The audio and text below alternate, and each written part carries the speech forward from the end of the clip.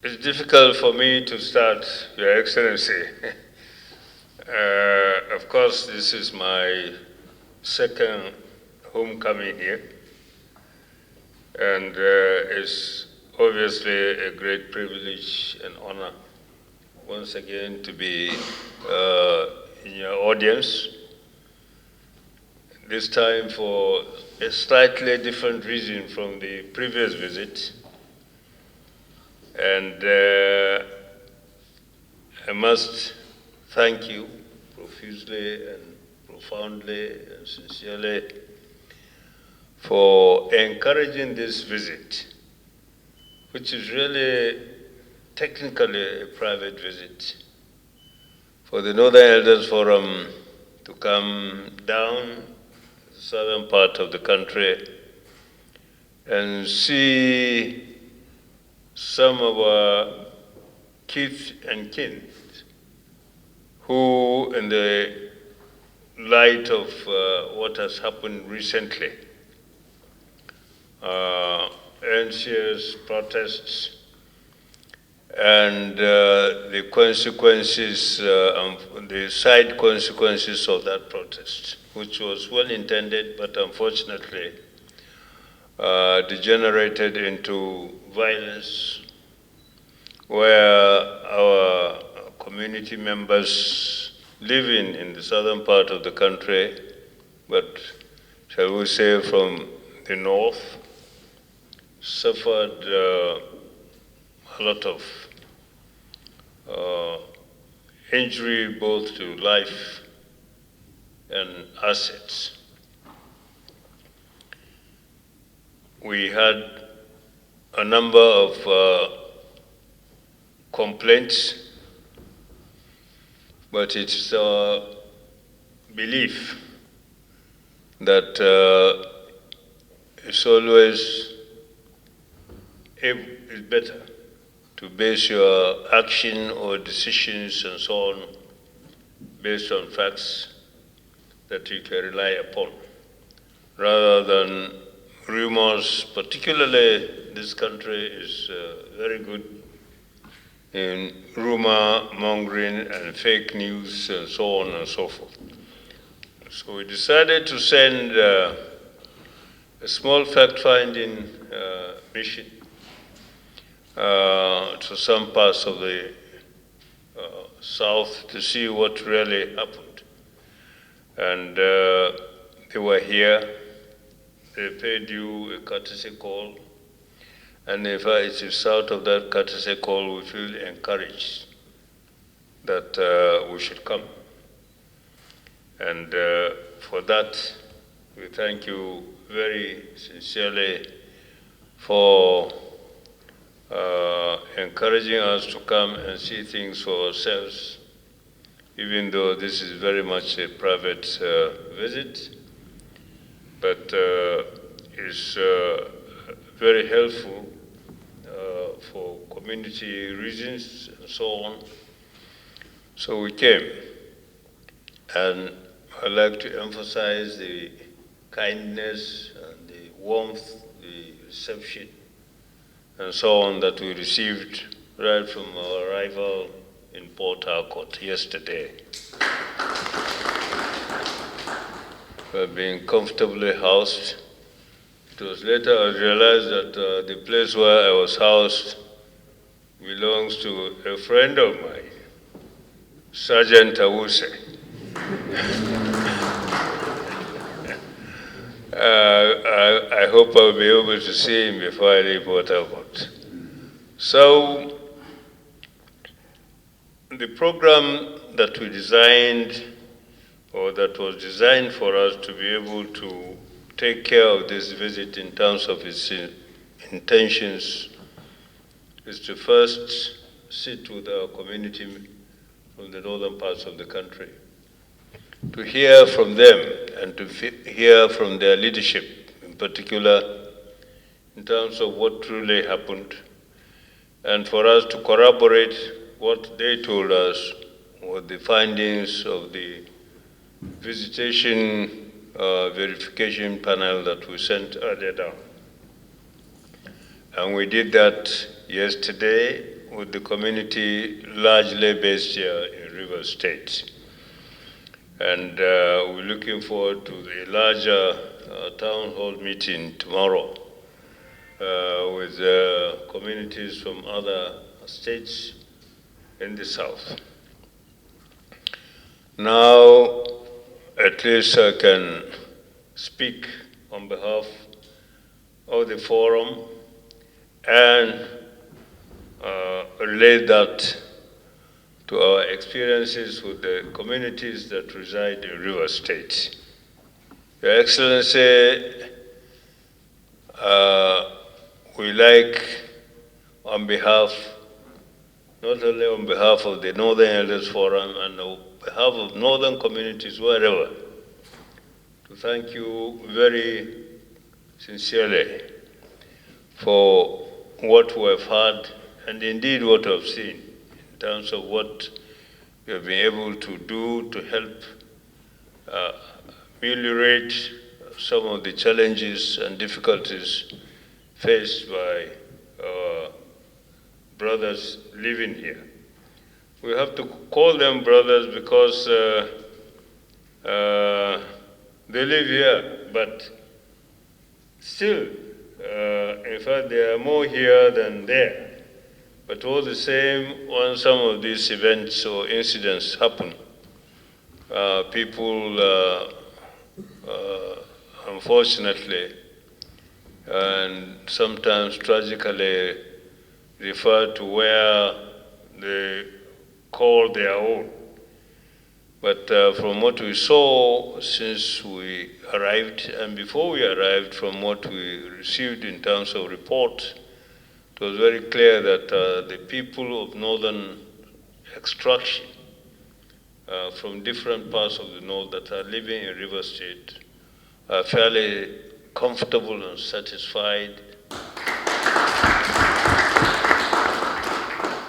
with the kind of empathy and sympathy and care that you have shown in terms of your responsibility as the governor of all people resident, not necessarily indigents of River State. And there's no doubt in my mind that this perhaps can be explained by history. The greatest history political, in terms of political relationship between the people of the north and the southern part of the country can always be found deeply rooted here in the Niger Delta area. For those of us who are young enough to be 80 plus, we saw this. I remember first governor of River State,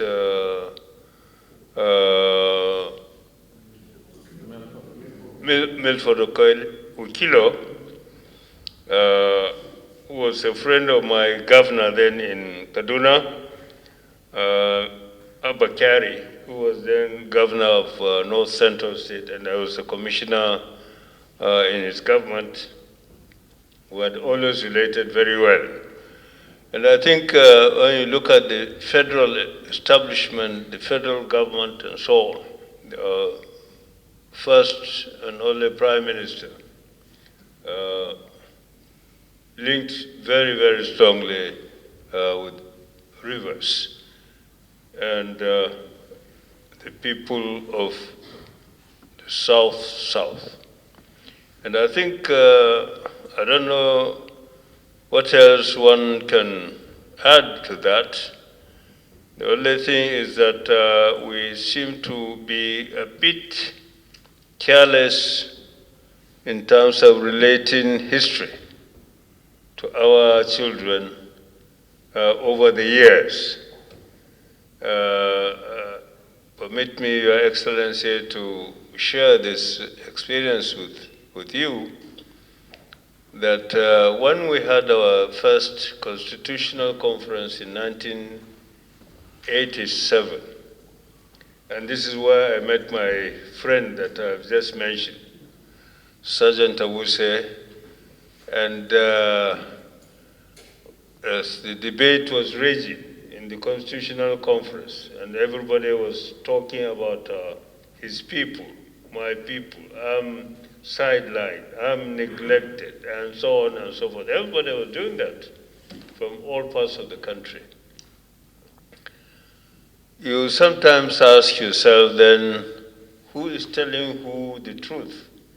And who really is telling the children the truth? Because most of the chaps that attended those conferences at my age at that time, about 40 plus,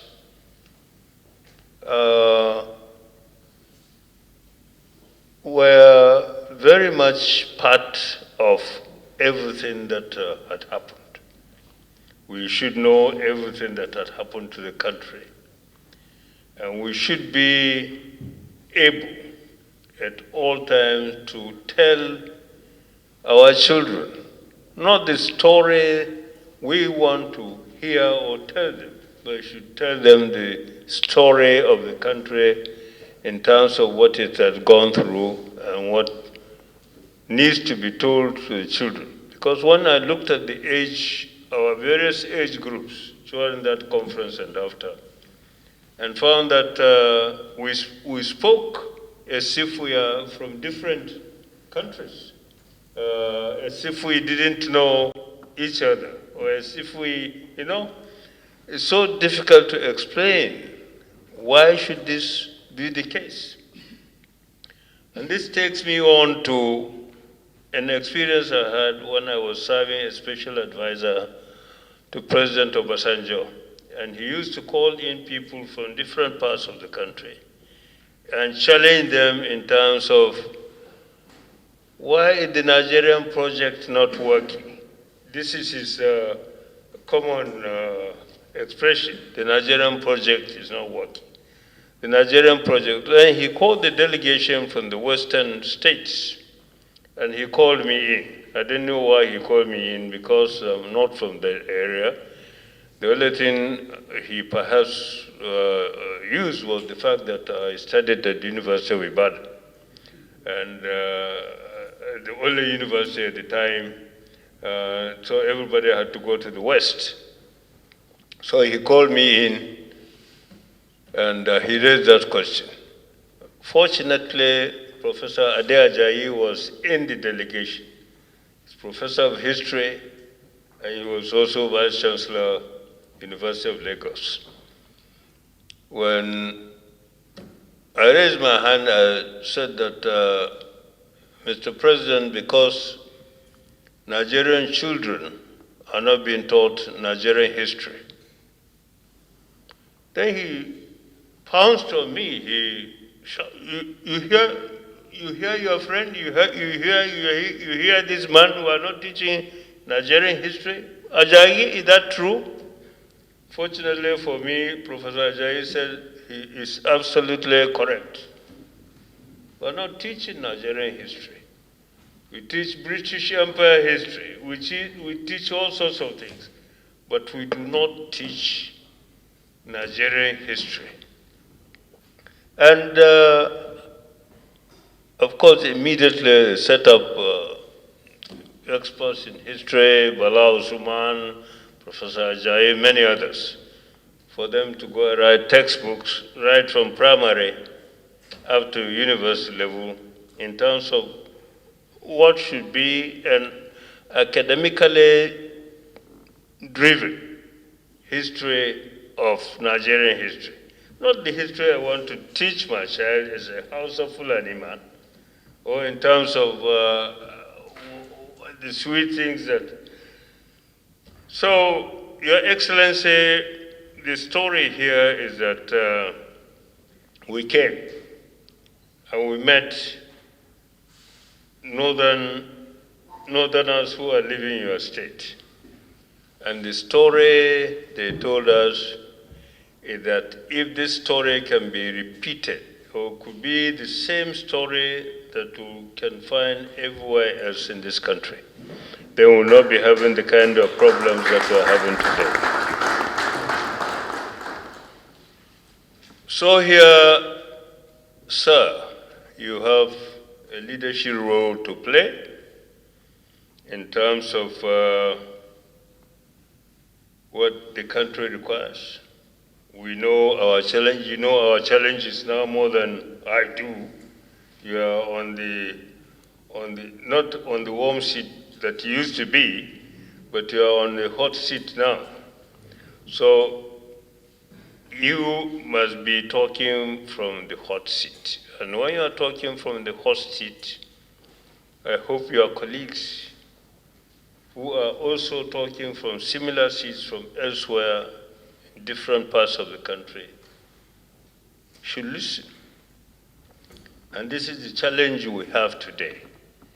And if you can put your heads together, this country will not only survive, but it will also thrive. So, Excellency, I think from the discussion we had with our brothers and sisters who live here, and they are almost more yours than ours, is that there is a lot of hope in this country. What is missing, while we are having virus pandemic, perhaps we are also having leadership pandemic. And something has to be done about this. Your Excellency, I like on behalf of our delegation, and you can see from the delegation, there is one, as we went around the table, who is older than I am. I'm only 82, and he is looking 90. And he's, of course, looking better than I am, because I think he enjoyed more than I did. I suffered more than he did. As former vice chancellor of a university, that the only thing that the student and staff knows is Ango must go. So I want to assure you, around the table here, you have just a sample of people who are committed to this country. They serve this country in various capacities. He started as a resident officer, DO, during the colonial administration, up to the time of independence. And here he is, even at this age, willing and able to serve his people. And I'm sure we have such people around the country. All we need to do is to harness their backgrounds and their commitments to the nation, so that we really have to come down and face the challenges of this country. This country could not be luckier than it has been. God has been very kind to us, but I don't know whether we have been thanking God enough. Because if we have, perhaps a lot of the things that we have been doing wrongly, we shouldn't do, and then go back to him for a solution. So, Your Excellency, I will end this address. I'm going to leave this for the records in your office of our visit. But I would like to end by once again thanking you very specially for allowing this private visit, which has become almost official now. And for us to assure you from our discussion with the northerners that are living here, they have given us the full assurance that they are committed to being good residents and citizens of River State. And anytime you require their counsel or their advice or information where this information might help matters concerning the state or the country, they will be quite happy and able to do so. Once again, on our behalf, we thank you very, very much for having us in audience, and your deputy and other officers and officials of River State.